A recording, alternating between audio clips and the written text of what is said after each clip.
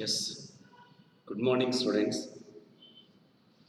Last class, I started the plant respiration. After completion of the photosynthesis, I started the plant respiration. Today, I'm going to continue the plant respiration. Last class, in the plant respiration, we have completed till the structure of the mitochondria. What is respiration? Which are the two types of respiration in the plants, then structure of mitochondria. Till there we have discussed in the last class. You know that based on the presence or absence of the oxygen, respiration is of two types in plants, aerobic and anaerobic respiration. Respiration takes place in the presence of oxygen, is called aerobic respiration. Is called aerobic respiration. Here, glucose is completely oxidized into carbon dioxide and water with the release of 38 ATP molecules. Today, we are going to discuss how 38 ATPs are produced, where they are produced. The details I am going to explain in the mechanism of the aerobic respiration. Those organisms which require oxygen are called aerobes. You can give the example higher plants and animals. Higher plants and animals are the best example for the aerobes. As we discussed in the last class, aerobic respiration takes place both in the cytoplasm as well as in the mitochondria. Then, respiration takes place in the absence of oxygen, is called anaerobic respiration.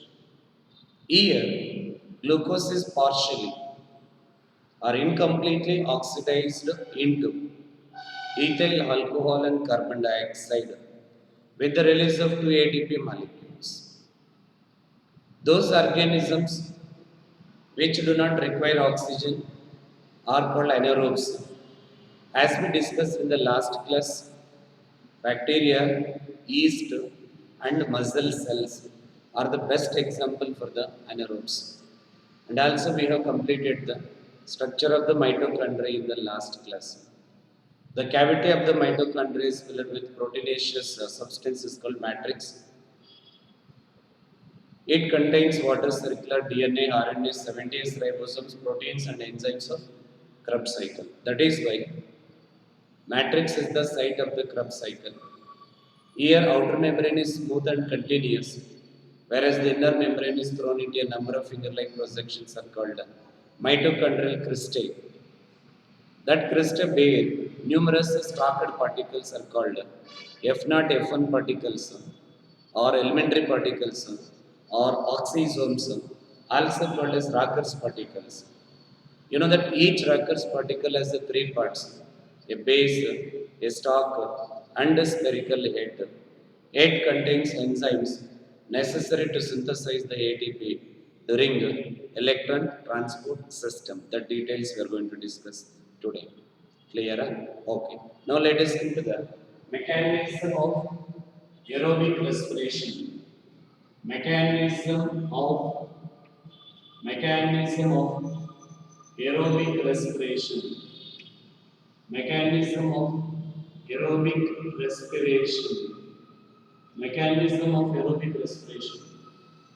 It can be studied under the following three steps.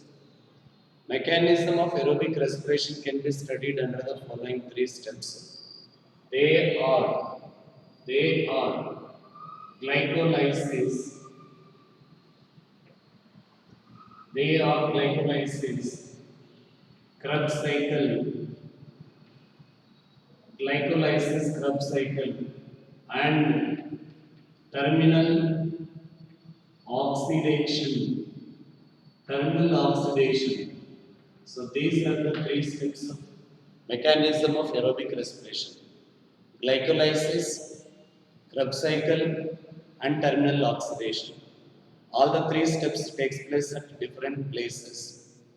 Different places, all together called aerobic respiration. But based on the places where it takes place now, scientists have divided that complete aerobic respiration into three phases. As we discussed, glycolysis, Krebs cycle, and terminal oxidation. In the NEET examination, dear students, you can expect many questions from the cycles only. You have to be very careful where CO2 is evolved, where NADH2 are released, where FADH are released, where the GTPs are released, where the hydration, where the dehydration, each and every point you should concentrate. Each and every point you should concentrate.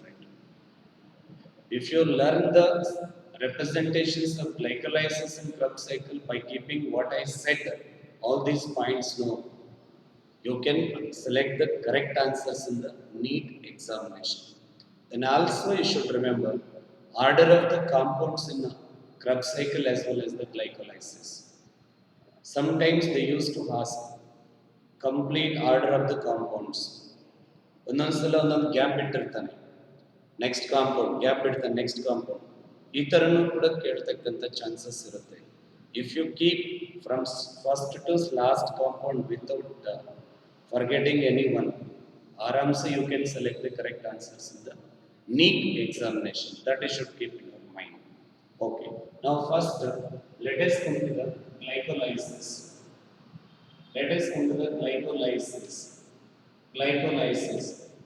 This is the first phase of the mechanism of aerobic respiration. This is the first phase of the mechanism of the aerobic respiration. The process of oxidation of one molecule of glucose. Process of oxidation of one molecule of glucose.